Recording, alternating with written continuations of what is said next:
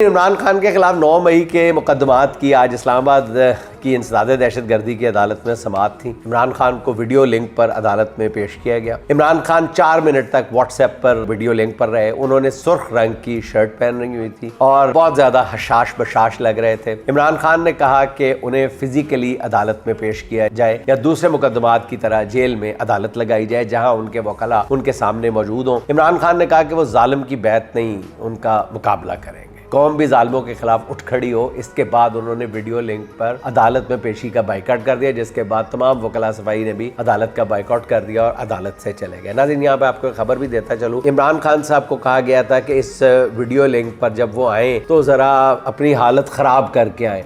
इमरान खान साहब ने ये जुमला पूरा सुने बगैर कहा कि बिल्कुल नहीं, मैं ऐसा कोई मैसेज अपने सपोर्टर्स को, अपने चाहने वालों को नहीं देना चाहता। और बहुत हशाश बशाश और सुर्ख रंग की शर्ट पहन के आए और ये एक मैसेज भी था कि तुसी जो मर्जी कर दे जाओ।